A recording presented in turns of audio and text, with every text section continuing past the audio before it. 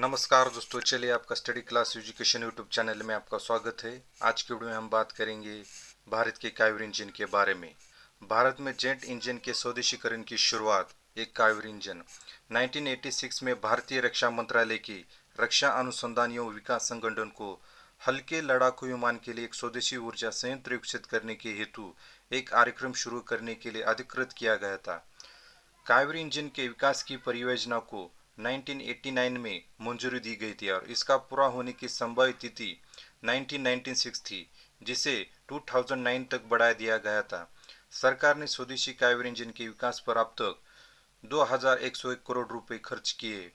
परियोजना के समय सीमा के भीतर पूरा न होने के प्रमुख कारण थे इंजन प्रणाली की जटिलताओं के कारण तकनीकी कठिनाइयाँ, कच्चे माल की अनुपलब्धता, महत्वपूर्ण घटकों की कमी, देश में बुनियादी ढांचे, विनिर्माण और परीक्षण सुविधाओं की कमी, ऊंचे ऊंचाई पर खराब प्रदर्शन, अपर्याप्त थ्रस्ट, अत्याधुनिक भार।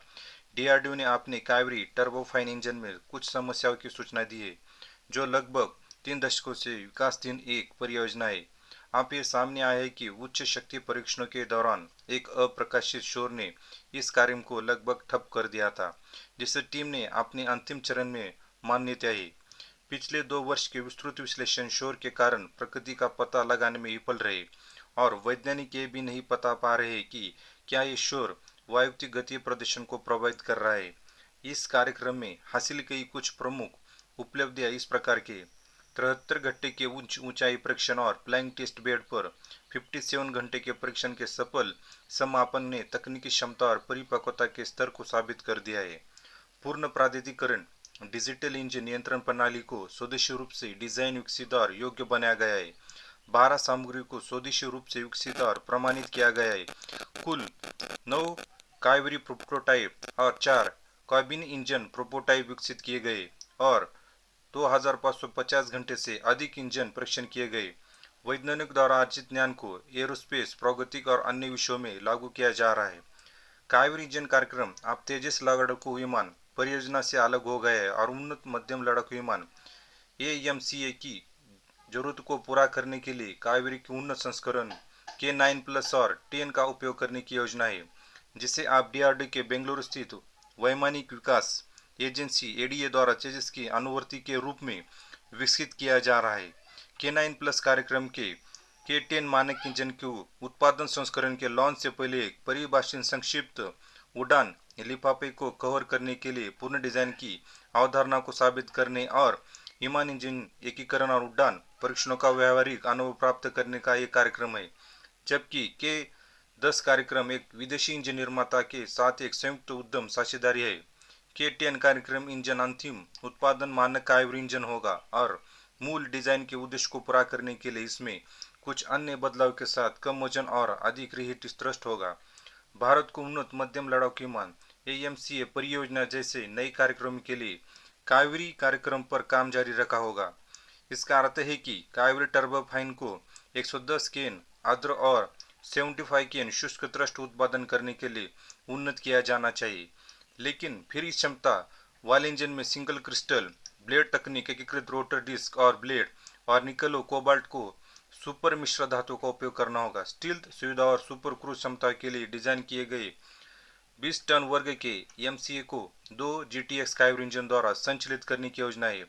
गौरतलब है कि कावेरी इंजन को गर्म रेगिस्तान से लेकर बर्फीले पहाड़ की ऊंचाई तक भारत के चुनौतीपूर्ण वातावरण में काम करने के विशेष रूप से निर्मित किया गया है।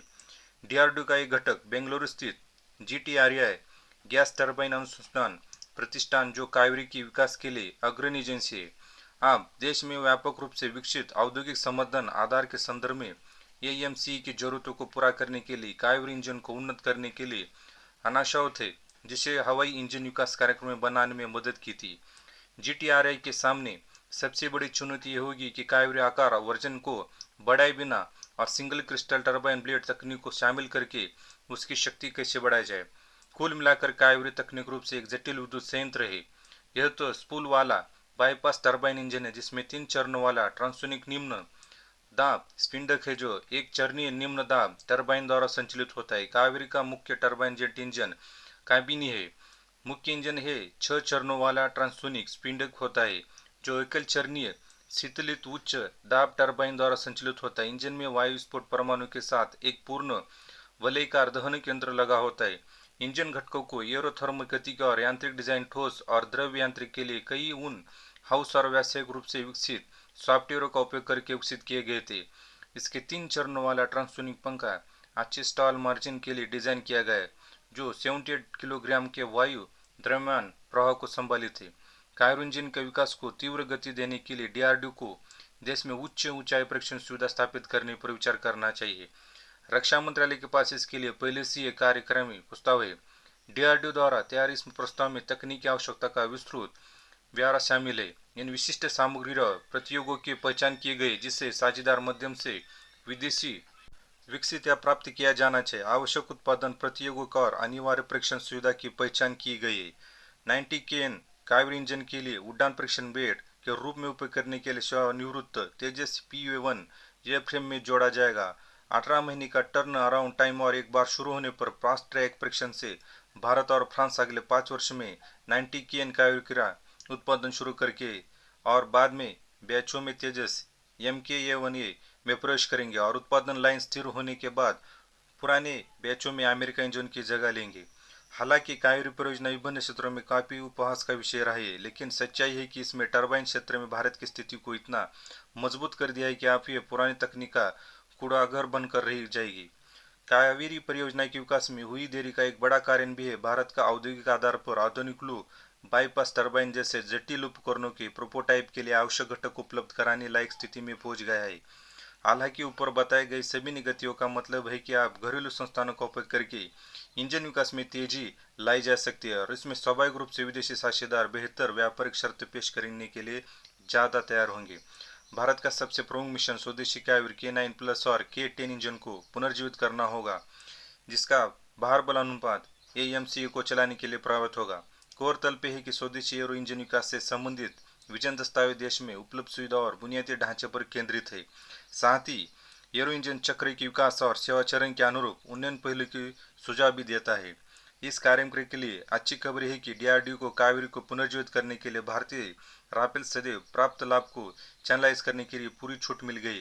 राफेल कार्यक्रम में एक साझेदार स्केमा राफेल के ट्विन M88 टरबाइन इंजन बनाती है।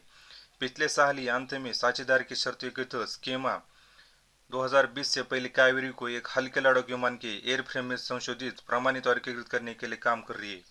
कावेरी इंजन पर स्केमा डीआरडीओ साझेदार के महत्वपूर्ण निहितार्थ है। स्केमा M88 के साथ संभावित समानता वाला कावेरी इंजन भारतीय वायुसेना और भारतीय नौसेना दोनों के लिए भारत के अगले विमानों के लिए चयन में निर्णायक कारक हो सकता है। यह निहितार्थ कम से कम तभी स्पष्ट होंगे जब कावेरी प्रदेश अंतरिक्ष क्षेत्र के स्तर पर खुद को साबित कर देगा। प्रस्तावित मिशन के लिए कावेरी के साथ खेली गई स्थिति में विश्लेषण करना उपयोगी होगा।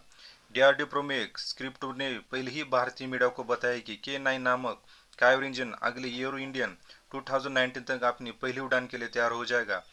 इतनी कम अवधि से पता चलता है कि इंजन में मूल में कोई बड़ा तकनीकी परिवर्तन नहीं होगा और फ्रांस नई कावेरी इंजन में किसी भी M88 इंजन यूनिट को एकीकृत करना ही होगा।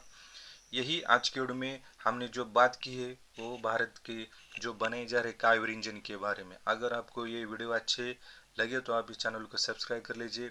इसी तरीके नए नए वीडियो आपको इस चैनल को देखने को मिलेंगे। धन्यवाद।